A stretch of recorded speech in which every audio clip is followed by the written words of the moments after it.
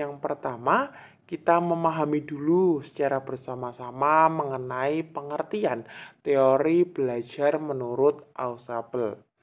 Nah, Ausubel sendiri ini merupakan seorang ahli psikologi kognitif, yang mana menurut Ausubel, Novak dan juga Hanesian terdapat dua jenis belajar.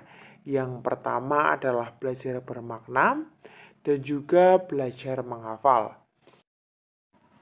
Nah, menurut teori ini, seorang peserta didik belajar dengan cara mengaitkan dengan pengertian yang sudah dimiliki oleh peserta didik.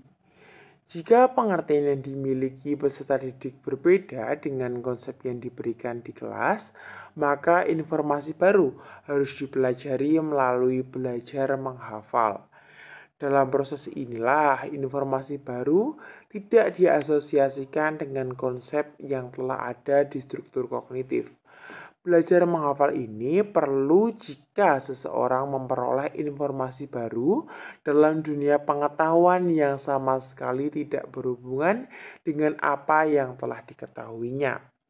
Nah, akan tetapi dari belajar bermakna yang sudah disampaikan oleh teori Ausubel tadi, bahwasanya itu adalah mengaitkan informasi baru dengan informasi yang sudah diketahui sebelumnya. Semisal kita mengetahui bahwa daun itu berwarna hijau. Nah, dengan teori Ausubel ini kita jadi tahu bahwasanya daun berwarna hijau tadi dikarenakan zat hijau daun yang mana berfungsi dalam proses fotosintesis. Nah, jadi ini adalah mengaitkan informasi yang sudah kita ketahui mengenai daun hijau tadi dengan beberapa informasi baru yang masih berkaitan dengan daun berwarna hijau tadi. Untuk materi selanjutnya akan disampaikan oleh Saudari Miftahul. Kepada Miftahul dipersilakan.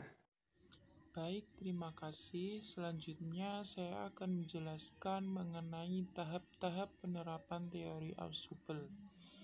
Tahap-tahap ini terbagi menjadi 4. Yang pertama yaitu pengaturan awal, yang kedua diferensiasi progresif, yang ketiga konsolidasi, dan yang keempat rekonsiliasi integratif. Untuk yang pertama yaitu pengaturan awal. Pengaturan awal atau dapat disebut juga sebagai bahan pengait, maka dapat mengaitkan antara konsep lama yang telah dimiliki siswa dengan konsep baru yang maknanya jauh lebih tinggi. Yang kedua yaitu diferensiasi progresif. Diferensiasi progresif adalah suatu proses menguraikan masalah pokok menjadi bagian-bagian yang lebih rinci dan khusus, sehingga pelajaran dimulai dari yang umum menuju ke yang khusus. Untuk yang ketiga, mengenai konsolidasi. Dalam konsolidasi, guru memberikan pemantapan atas materi pelajaran yang telah diberikan untuk memudahkan siswa memahami dan mempelajari selanjutnya.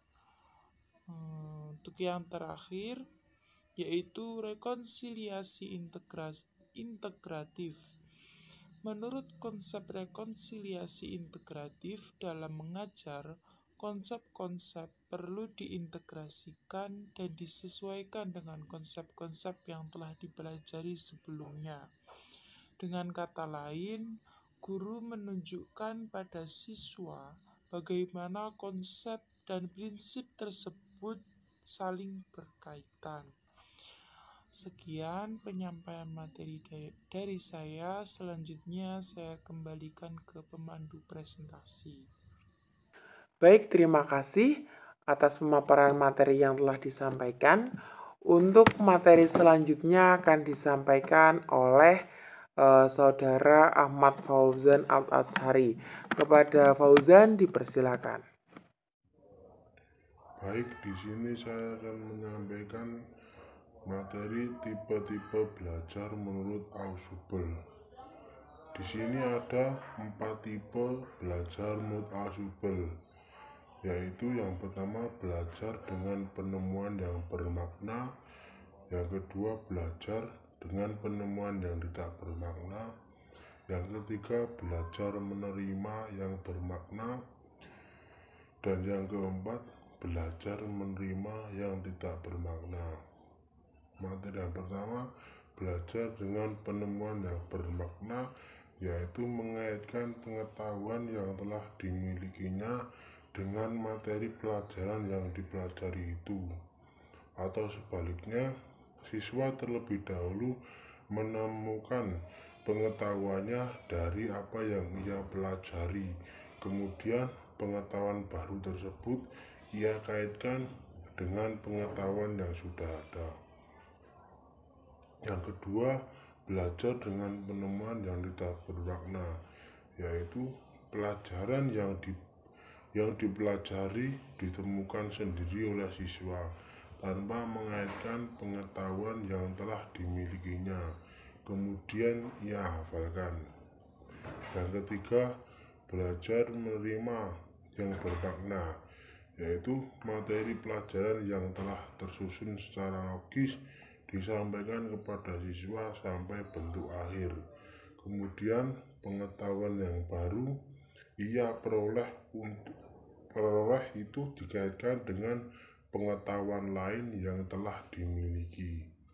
Yang keempat, yang terakhir, belajar menerima yang tidak bermakna, yaitu materi pelajaran yang telah tersusun secara logis disampaikan kepada siswa sampai bentuk akhir. Kemudian pengetahuan yang baru ia peroleh itu dihafalkan tanpa mengaitkannya dengan pengetahuan lain yang telah ia miliki. Sekian yang dapat saya sampaikan, saya kembalikan ke pemandu presentasi. Baik, terima kasih atas pemaparan yang telah disampaikan. Untuk materi selanjutnya akan disampaikan oleh Saudara Radifa. Kepada Saudara Radifa dipersilakan. Di sini saya akan menjelaskan prinsip yang perlu diperhatikan untuk menerapkan teori Ausubel. Dalam Ausubel mengemukakan 5 prinsip utama yang harus diperhatikan di dalam proses belajar. Yang pertama, subsumption, yaitu proses penggabungan ide atau pengalaman terhadap pola-pola ide yang telah dimiliki. Ilmu yang dipelajari oleh pelajar dari berbagai bidang akan menjadi struktur kognitif yang boleh diasimilasikan melalui proses subsumption.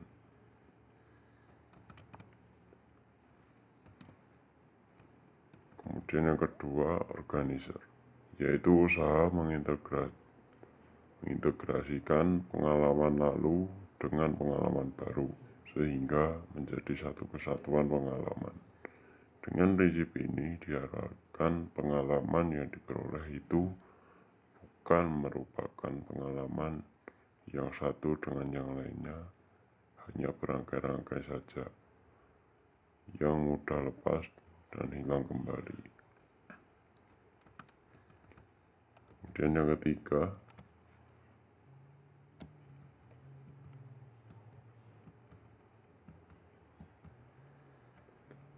yaitu progressive differentiation, bahwa di dalam belajar sesuatu yang lebih umum harus lebih dulu muncul sebelum sampai kepada sesuatu yang lebih spesifik.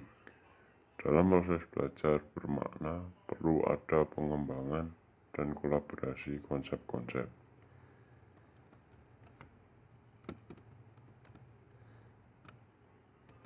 Dan untuk selanjutnya nomor 4, yaitu konsolidasi, yaitu suatu pelajaran yang harus terlebih dahulu dikuasai sebelum melanjutkan pada pelajaran berikutnya. Jika pelajaran tersebut menjadi dasar untuk pelajaran selanjutnya, pemantapan materi disajikan dalam berbagai bentuk seperti siswa diberikan banyak contoh atau latihan sehingga siswa bisa lebih paham dan selanjutnya akan siap menerima materi baru.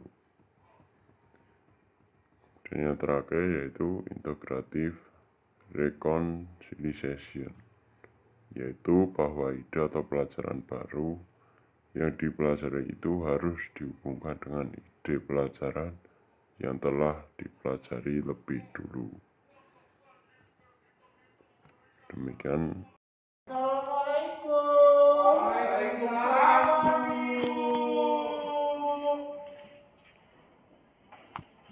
Bagaimana keadaannya hari ini anak-anak? Alhamdulillah, luar biasa. Allahu Akbar. Wah, semangat sekali ya hari ini ya. Iya, Bu. Baiklah, sebelum kita mulai pelajaran ya, coba disiapkan terlebih dahulu nak. Siap. Mulai berdoa.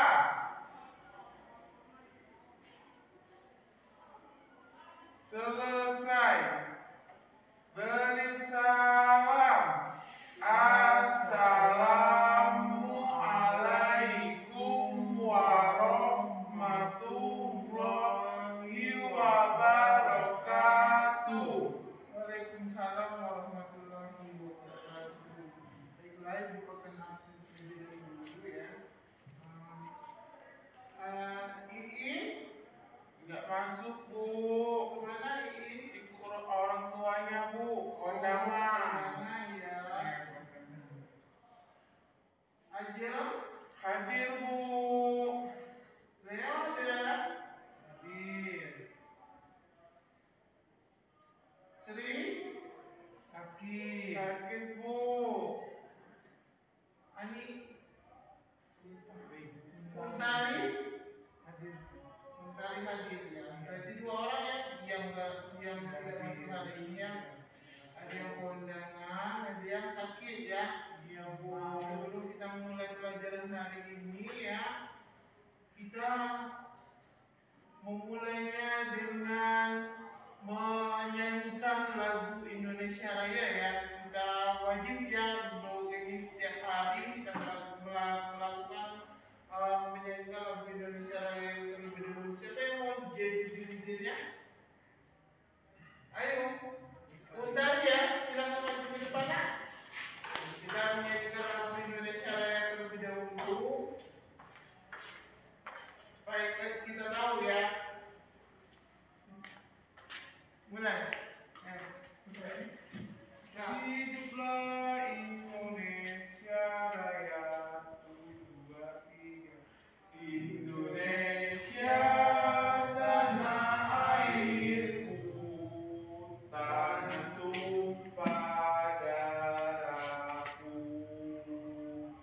Di sanalah aku berdiri, jadi pandu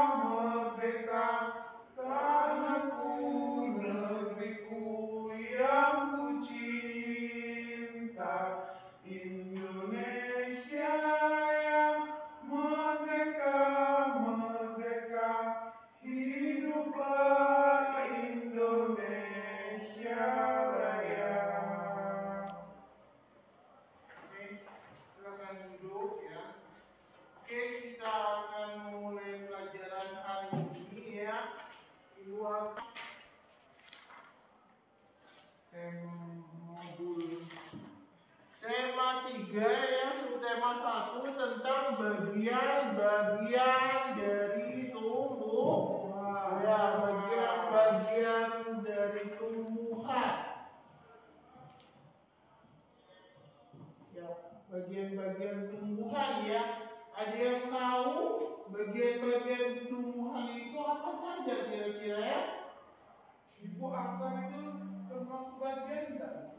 Kalau akar dia termasuk bagian tumbuhan. Kalau tidak ada akar dia tidak bisa tumbuh. Terus apa lagi? Kalau daun bukan Bu ya? Kalau daun itu termasuk juga ke dalam bagian-bagian tumbuhan. Kalau buah-buah bukan? Buah itu sudah termasuk ke dalam bagian tumbuhan ya. Nah, jadi ada buah tadi ya, ada daun, kemudian ada akar, ada buah, dan masih banyak lagi ya dan lain sebagainya. Itu nanti ya, sebelum kita memulai masuk ke bagian-bagian tumbuhan lengkapnya, ya kalian baca teks di dalam buku tersebut dulu ya. Kemudian kalian nanti kelompokkan. Oh, ini mana bagian tumbuhan yang lengkap dan mana tumbuhan yang tidak lengkap. Maksudnya itu kan kalau lengkap itu berarti ada yang memiliki buah, ada yang tidak memiliki buah, ada yang hanya memiliki bunga, dan ada yang tidak memiliki yang buah tadi. Coba dibaca teksnya terlebih dahulu ya, kemudian nanti kelompokkan mana tumbuhan yang lengkap dan mana yang tidak lengkap. Dibaca dulu ya teksnya ya. Ya. Kalau kurang mengerti nanti ditanyakan ke ibu.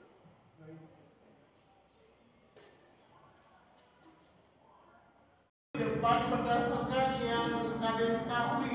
Ada yang kan tadi ada dua macam, ada tumbuhan sempurna dan tidak sempurna. Sebutkan nama tumbuhannya beserta bagian-bagiannya.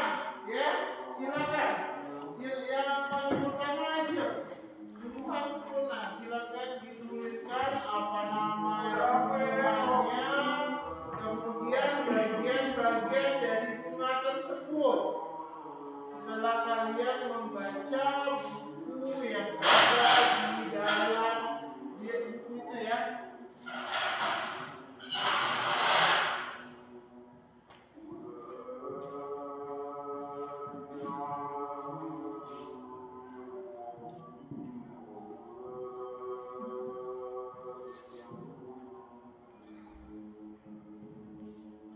Bagian buku warna putih Bu. Ya, tuliskan semuanya.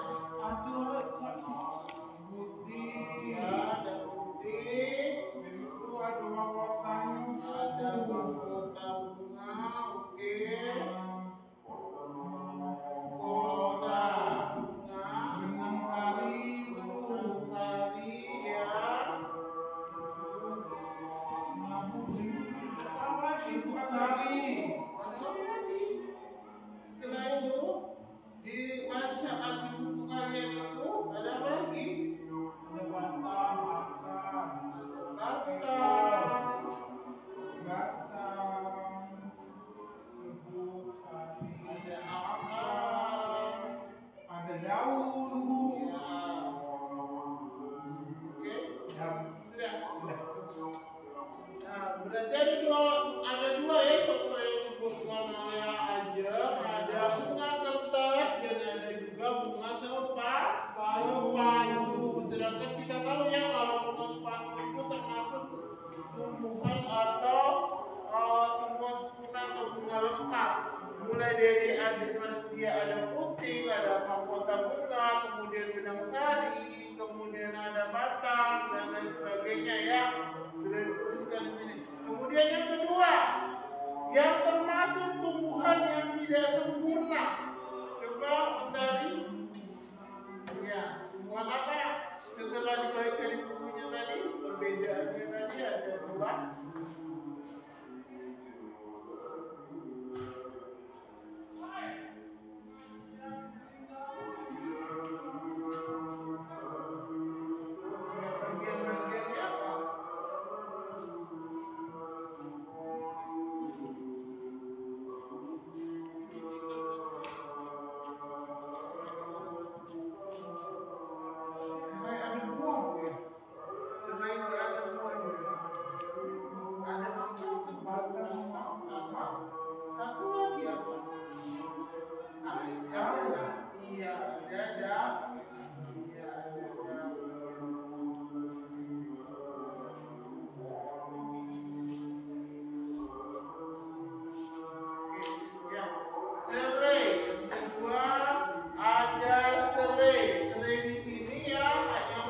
batang, akar, dan juga daun. Jadi setelah dibaca ya, ada dua di dalam teks itu ya, ada tumbuhan sempurna dan tidak sempurna.